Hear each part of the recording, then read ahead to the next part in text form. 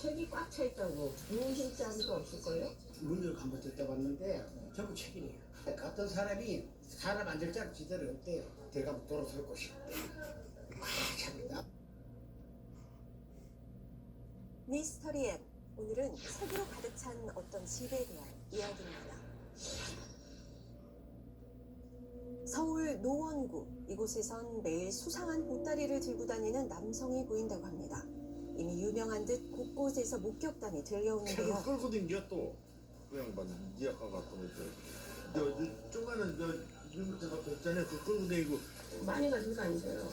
여기 막 가방끈이 끊어지고. 수소문 끝에 수상한 소문의 근원지를 찾을 수 있었습니다. 남자의 집으로 향한 제작진. 과연 그를 만날 수 있을까? 현관에 쌓인 물건들부터 심상치 않습니다. 기약 없는 기다림이 시작되고 1시간 남짓 지났을까? 그때 수레를 끌고 나타난 한 남성이 파란 대문으로 향합니다. 듣던 대로 양손 가득 책을 들고 집으로 들어가는데요. 도대체 어떤 사연이 있는 걸까? 직접 이야기를 들어보기로 했습니다. 뭐 이렇게 많이 들고 들어가시길래 항상 뭐 이렇게 많이 들고 가신다고 해서. 책이다 책. 네? 모든 게 책이에요. 저렇게 많이요? 안에 들어가서 좀 구경 좀 해도 될까요? 책을 밟고 들으셔야 돼요. 여기 딱 신발 벗었다 그러면 책을 밟으셔야. 집 안으로 들어가자 믿기 힘든 광경이 펼쳐졌는데요. 이거는 이게 정리할 방법도 없고 이렇게 지저분하게 사니까 그대로 그냥. 온 집안을 가득 채운 책. 발 디딜 틈조차 보이지 않을 정도로 바닥까지 책으로 점령당했는데요. 이 집에 있는 거라곤 오직 책뿐입니다. 책장에 들어가지 못한 책들이 온 바닥과 벽에 쌓여있는 상황. 이게 대체 몇 권인지 가늠조차 되지 않는데요. 심지어 보이는 게 다가 아닌 듯합니다. 책 밟고 올라가도 되나요? 책장 너머 보이지 않는 곳까지 책이 가득했습니다. 책을 밟지 않고는 한 걸음 떼기도 어려웠는데요. 저 뒤에 여기도 있네.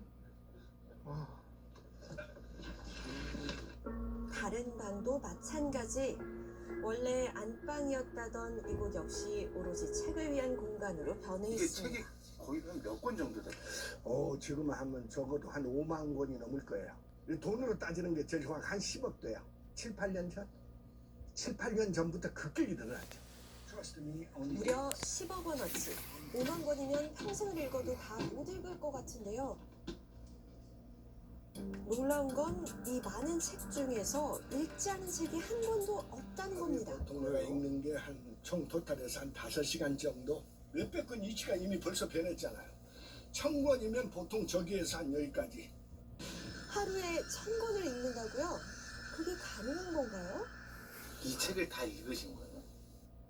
다 읽지는 않지만 내 방식으로 읽죠. 책 읽는 방식이 따로 있다고요? 의심하는 제작진을 위해 직접 시범을 보이는 할아버지.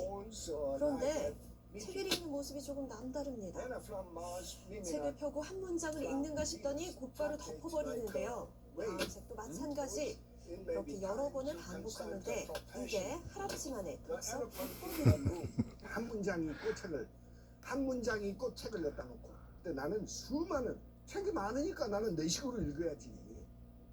게다가 책의 대부분은 영어로 된 원서인데요. 고작 한 줄 읽고 덮는 독서법으로 책 내용을 모두 이해할 수 있을까요?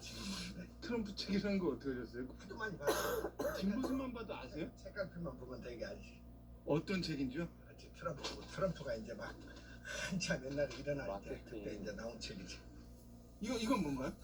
How to Lead잖아. 지금 전 세계 최고의 경영자 빌 게이츠도 있잖아. 최고의 경영자들이 그 사람들이 경영을 하는 철학에 대한 책이야. 이거는 전 세계 뛰어난 사람들의 타이탄이 아주 뛰어난 거물급 그 사람들이 경영이나 인생을 살면서 뭔 남하고 무엇을 틀리게 살고 있는가 또 다른 놀라운 점은 엉망인 것 같은 방에도 나름의 질서가 있다는 겁니다. 분야별로 철저하게 분리가 되어 있는 건데요.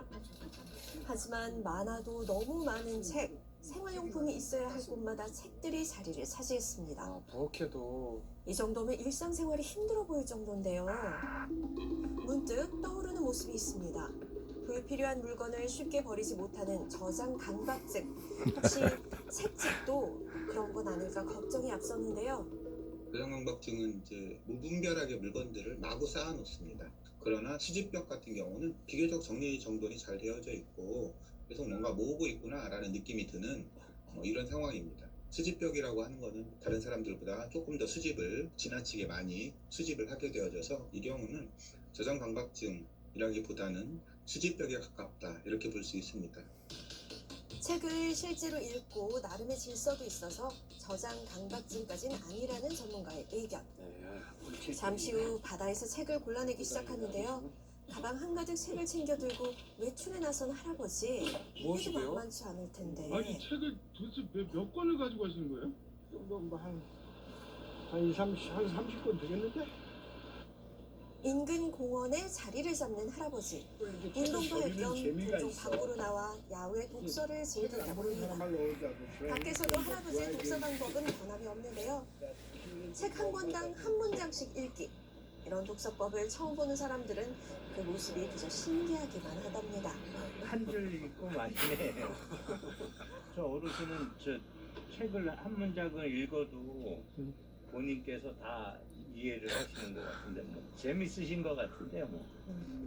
책 읽기에 푹 빠진 할아버지. 그렇게 수십 권의 책이 덮였습니다. 이런 할아버지를 오랫동안 지켜본 지인을 만날 수 있었는데요.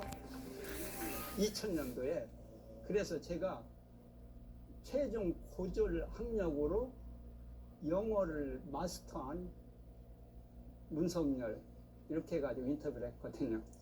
무려 23년 전 기사에서도 학력의 한계를 뛰어넘은 책사랑은 다들 돋보였습니다. 대형 서점에서 영어 그 원서를 가장 많이 구매하는 VIP 고객으로 특별 분류를 하더라고요. 시간이 흐를수록 책은 더 많아졌고 이젠 온 집안이 책으로 가득 찼습니다. 아무리 책이 좋아도 어쩌다 이렇게 많은 책과 살게 된 걸까요? 그러니까 한 10년 전에 이게 잘못되니까 이게 모든 재산이 다 날아가게 되니까 그때부터 막 다 뿔뿔이 헤어지게 되더라고. 그 망할 때 재산 평가 금액이 한 40억이었는데 과거 은퇴 후 여러 채의 건물을 소유하며 부유한 생활을 했던 할아버지. 하지만 임대사업은 실패하고 말았는데요. 그 당시 독서가 유일한 버팀목이었다고 합니다. 특히 학창시절 영문학도를 꿈꿨을 정도로 영어 공부를 좋아했기에 수만 권의 영어책과 함께 살아온 겁니다.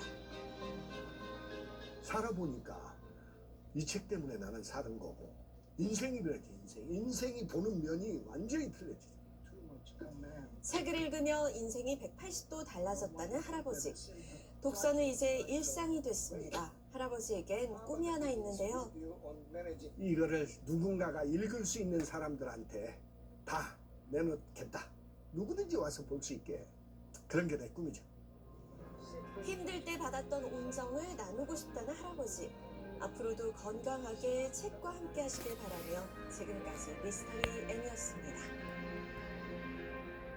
네, 집안을 가득 메운 엄청난 양의 저 책 때문에 불편한 생활을 하는 것처럼 보일 수도 있지만 할아버지에게 이 책은 짐이 아니라 힘들었던 시절을 버틸 수 있도록 해준 인생의 동반자라고 하네요. 네, 그렇습니다. 그래서 앞으로도 꾸준히 책을 구매할 예정이라고 하는데요. 네. 책을 정리할 공간이 마련되면 누구나 와서 책을 읽을 수 있도록 자신의 책을 모두에게 내어주고 싶다고 하셨잖아요. 네. 언젠가는 그 목표가 꼭 이루어지길 바라겠습니다.